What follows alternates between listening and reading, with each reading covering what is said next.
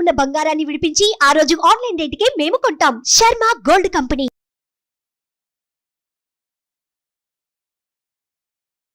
Hi, welcome to our channel. ఈరోజు మనతో పాటు ఉన్నారు జ్యోతిష్య వాస్తు పండితులు, జ్యోతిష్య వాస్తు శిక్షణ నిపుణులు, మహాగౌరి ఉపాసకులు శ్రీ దింటకుర్తి మురళీకృష్ణ గారు. నమస్కారం గురువు గారు. నమస్తే నాన్న. హరి ఓం శివ. సార్, హనుమాన్ జయంతి 23వ తేదీన హనుమాన్ జయంతి ఉంది సార్.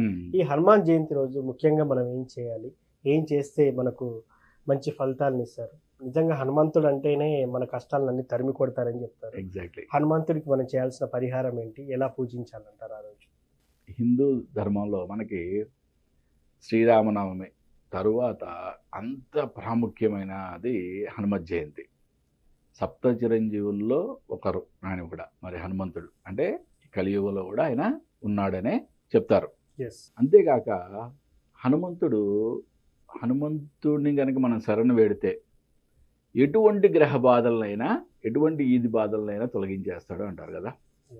అంటే హనుమత్ జయంతిని మామూలుగా మనం సెలబ్రేట్ చేసుకోవటము, ఆ రోజు దేవాలయ దర్శనం చేసుకోవటము, ఆ రోజు ఏదైనా పూజ చేసుకోవటము ఒక ఎత్తు అయితే, అసలు మన జాతకంలో ఉన్న ఎటువంటి రకాల ఈతి బాధలకు సంబంధించిన దోషాలు, ఇప్పుడు ఫర్ సపోజ్ కొంతమంది చాలా బాగానే డబ్బు సంపాదిస్తారు, కానీ ఖర్చులకు వచ్చేటప్పటికి ఒక మాయలాగా అయిపోతూ ఉంటాయి. అది మెయిన్ ఇంపార్టెంట్గా రాహు యొక్క ప్రభావం. అంటే జన్మజాతకంలో ఏమైనా రాహు యొక్క లాభస్థానంలో రాహు రావడం కానీ ఇటువంటి ప్రభావం వలన ఎక్కువగా అంటే ఒక మాయగా అయిపోవటం.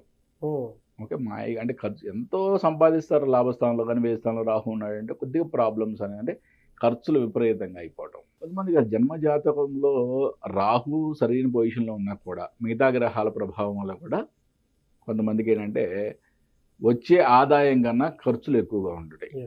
ఓకే, వీరికి అంటే ఇటువంటి నాకు ఆదాయం బాగుంది కానీ ఖర్చులు మాత్రం ఆదాయానికి మించి అయిపోతాయి అనుకునే వాళ్ళు కంపల్సరిగా ఈ హనుమత్ జయంతి రోజు స్వామివారికి వడమాల వేయండి.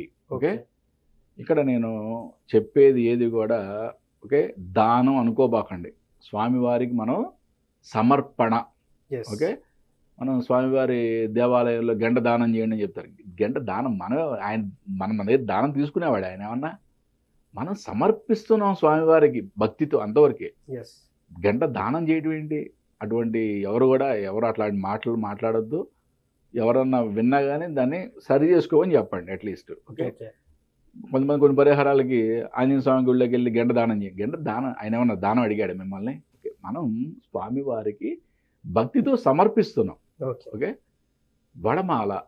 వడమాలని స్వామివారికి సమర్పించడం వలన ఈ యొక్క ఆదాయ వ్యయాల మధ్య ఉన్న ఈ వ్యత్యాసం, అంటే ఆదాయానికి మించి వ్యయం అయిపోతుంది అనుకునే వాళ్ళకి చాలా ఒక అద్భుతమైన పరిహారంగా చెప్పచ్చు.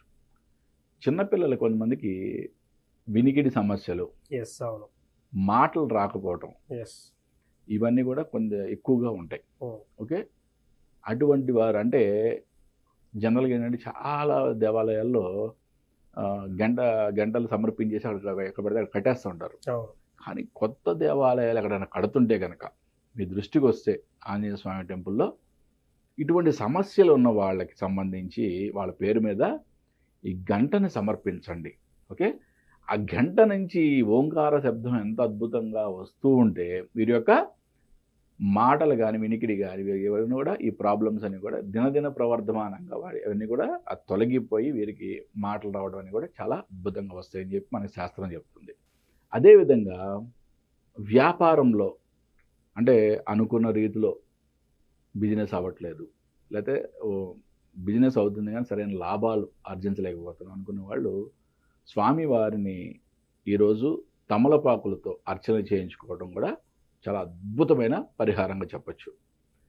ఒకటి అంటే తమలపాకులతో జనరల్గా మనం అది చేస్తూ ఉంటాం, చాలామంది చేపిస్తుంటారు. కానీ ఇక్కడ నేను ఒక మెయిన్ ఇంపార్టెంట్ ఒక థింగ్ ఒకటి చెప్తా. ప్రతి ఆకు మీద కూడా ఓకే సింధూరంతో మీరు శ్రీరామ అని రాసి భక్తితో, ఓకే ఆ యొక్క 108 ఆకులు అనుకుందాం, మీరు ఎన్ని ఆకులు సమర్పించాలన్న ఆకులు దాని మీద క్లియర్గా మీరు భక్తితో దాన్ని శ్రీరామ అని ఆ సింధూరాన్ని ఏదన్నా దానిమ్మ చెట్టు యొక్క పుల్లతో కానీ, ఓకే దానిమ్మ చెట్టు పుల్లతో అయితే శ్రేష్టం, దొరకపోతే మీరు ఇంకేదైనా పూలతో అయినా సరే చేసుకోండి.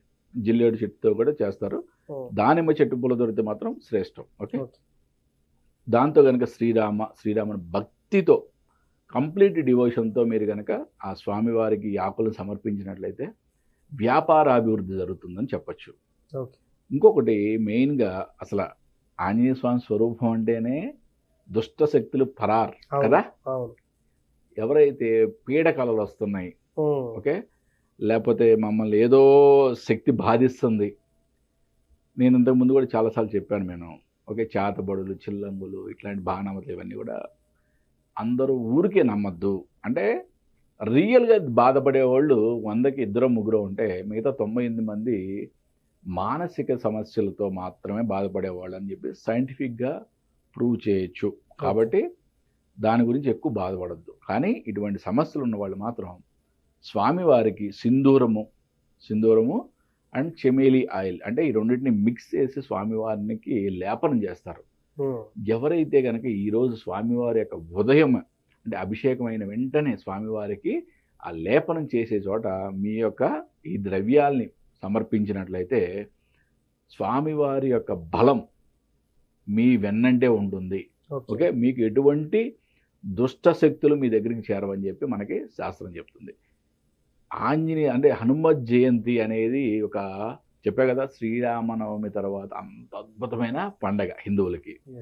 దీన్ని అంతే అద్భుతంగా ఇది వచ్చే అద్భుతమైన పండగని, ఈ యొక్క పర్వదినాన్ని అంతే అద్భుతంగా మీ లైఫ్లో ఒక మెట్టు పైకి ఎదగడానికి ఉపయోగించుకోండి. సార్, ఇప్పుడు ఈ ముఖ్యంగా హనుమాన్ జయంతి రోజు చాలామంది మీరు అన్నట్టు చేస్తూ ఉంటారు, కానీ ఏ మంత్రం చెప్పించాలంటారు? హనుమాన్ చాలీసేనా, లేకపోతే హనుమాన్ చాలీసాకు మరొకటి ఇంకోటి ఏదైనా మంత్రం ఉందంటారు? హనుమాన్ చాలీసా చదవడం అనేది చాలా మంచి పరిహారం. ఆ రోజు మీకు ఎన్నిసార్లు వీలైతే అన్నిసార్లు చేసుకోండి. అది రాని వాళ్ళు కానీ, ఓకే, లేదా మీద చిన్న మంత్రం ఉంటే మేము చదువుకోవడానికి వీలుగా ఉంటుంది అనుకునే వాళ్ళు ఓం హం హనుమతే నమః. ఇక్కడ హం అనేది బీజాక్షరం. ఎప్పుడు కూడా నేను చెప్తా కదా, బీజాక్షర మంత్రాలు నేను చెప్తున్నాను అంటే నా వైపు ఆ స్వామి ఉన్నాడు అనుకుంటేనే నేను చెప్పాలి. కాబట్టే నేను లక్ష్మీ గణపతి మంత్రం మాత్రం చెప్తాను, హనుమత్ మంత్రం మాత్రం చెప్తాను, మహాగౌరి మాత్రమే చెప్తాను. అంటే ఈ 3 దేవతలు నాకు ఆ మంత్రాలు సిద్ధించినవి అని అనుకుంటాను. కాబట్టి ఎప్పుడు కూడా నేను కళ్ళు మూసుకుంటే స్వామివారి ఇలా నా యొక్క పక్కన గదాధారి ఇలా నుంచున్నట్లుగా నేను భావిస్తాను. ఆయన యొక్క నా శిరస్సు నేను నుంచున్నప్పుడు ఆయన యొక్క మోకాళ్ళ దగ్గరికి వచ్చి నేను చెప్పి నేను భావిస్తాను. భావించడం కాదు, ఆయన అక్కడ ఉన్నాడు, నా పక్కనే ఉన్నాడు. అదే నా భావన, నా జీవితాంతం ఆయన ఇలాగే ఉంటాడనే నా యొక్క సంకల్పం, దృఢ సంకల్పం. ఆ సంకల్పంతోనే మనం కూడా అనుకొని ఆ మంత్రం చెప్పించాలంటే ఎగ్జాక్ట్లీ. ఎవరైతే రియల్గా అసలు మీకు ఈ దుష్ట శక్తులు కానీ మీకు ఎటువంటి భయాలను ఉన్నామండి, రియల్గా నీ పక్కనే హనుమంతుడు ఉన్నాడు అనుకొని ఓం హం హనుమతే నమః, ఓం హం హనుమతే నమః అనే ఒక ఈ మంత్రాన్ని కనుక మీరు చాంట్ చేసినట్లయితే మీ యొక్క ఆరా లెవెల్స్ అద్భుతంగా పెరుగుతాయి. ఓకే, బీజాక్షరాల్లో ఉండే పవర్, బీజాక్షర మంత్రాలు ఉండే పవర్ మనకి ఆటోమేటిక్గా మన ఆరా లెవెల్ని పెంచడమే. ఎప్పుడైతే మన ఆరా లెవెల్ పెరిగిందో నెగిటివ్ ఎనర్జీ మన ముందు నిలబడదు. నిజంగా సార్, హనుమాన్ జయంతి రోజు ఏ మంత్రం చెప్పించాలి, స్వామి వారికి ఏమి ఇష్టం, దేంతో పూజ చేయాలని చాలా చక్కగా చెప్పారు sir. Thank you so much. నమస్తే నాన్న. హరి ఓం శివ. సో చూసారు కదా, ఇది వాటి కార్యక్రమం. మరో కార్యక్రమంలో మళ్ళీ కలుద్దాం. Thank you. సుమన్ టీవీలో మీ పర్సనల్ అండ్ బిజినెస్ ప్రమోషన్స్ కోసం కింది నెంబర్కి కాంటాక్ట్ చేయండి.